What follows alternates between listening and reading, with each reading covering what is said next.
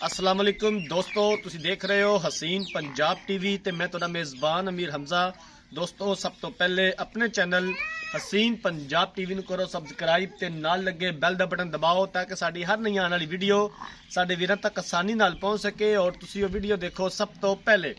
ਅੱਜ जनाब अपने वीर भरावां वास्ते एक पहलन झोटी की वीडियो लैके हाजिर होए हैं। पहला सूबा सूईए माशाल्लाह बड़ी खूबसूरत है, अनमोल हीरा है, प्योर नीली दी है, फुल दरिया की झोटी हैगी है।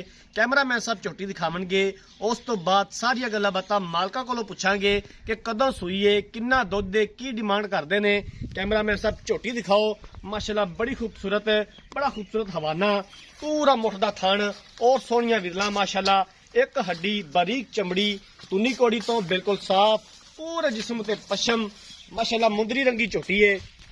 वर्क करीदा है, कोशिश करीदी है कि अपने वीरा भरावां नूं अच्छे तो अच्छा जानवर दिखा सकीए। बाकी लैण दे मुकद्दर ने कैमरामैन साहब अच्छे तरीके नाल झोटी दिखानी है, दिखावन दे विच कोई कमी पेशी ना रवे। बाकी लैण दे मुकद्दर ने नीली बाद दे जानवर अपने वीरा भरावां नूं दिखाईदे ने, नीली दा शौक पूरा करवाईदा है। वीडियो मेरे वीरा भरावां ने एंड तक देखनी है। वीडियो अच्छी लगे तो लाइक तो शेयर जरूर करना है, अपनी राय का इजहार कमेंट सेक्शन से करना है। उंगली का निशान तक नहीं है झोटी नूं, माशाल्लाह बड़ी खूबसूरत है, सिर तो लैके पैरों तक अनमोल हीरा है।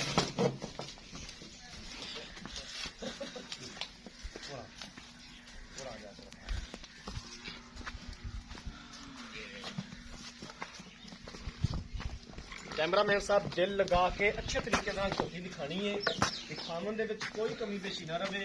आरफ वाला लोकेशन है, आरफ वाले तो 15 तो 16 किलोमीटर के फासले से दरियाए सतलुज के बिल्कुल नजदीक झोटी खलोती है। बाहर दे विच नाल झोटी खलोती है, भाई होरां दा अपना डेरा है, अपनी जमीन है। पीछे कट्टी है जी कट्टी कट्टी कट्टी बड़ी खूबसूरत है, सामी अपनी मां रंगी है, 2-4 वाल पत्थे सफेद ने, कालियां अखां ने। कैमरामैन साहब अच्छे तरीके नाल सनद दी हवाले की तसल्ली करवा दिओ, कोई कमी ना रवे। तुसी जानवर दिखाओ तो मैं मालकां नाल सारी गल्लां बातां कर लैना, पूरी डिटेल ले लेना। अस्सलाम वालेकुम जी। वालेकुम अस्सलाम भाईजान, की हाल है? अल्लाह का शुक्र है जी, तबीयत से ठीक है? मेरे कैमरामैन साहब दिखा रहे हैं कितना सुबह सुई है कि कदों सुई है? पहले सुइए ते हो गए 14 दिन, पहला सुबह सुईए 14 तो 15 दिन हो गए ने झोटी सुई लो। मैला शैला सुटना स्टार्ट किया है कि नहीं किया? कोई नहीं करता हाले तक मैला सुटना स्टार्ट नहीं किया। हां बस हम करन लगी है, 1-2 दिन हम करेगी जी, ठीक हो गया। किन्ना को इनके कोल दुध दे 2 टाइम का जरा सानू चवा के दियोगे? इनके कोल 15 तो 16 लीटर है छोटी नाल, पहले नो के 15-16 लीटर महना रखा दुध बिल्कुल करेगी, कर रही है। कर रही है बिल्कुल यार। उनको अल्लाह माफी दे, 4 डांगी आप चुवावांगे, कोई रोड़ा ही नहीं।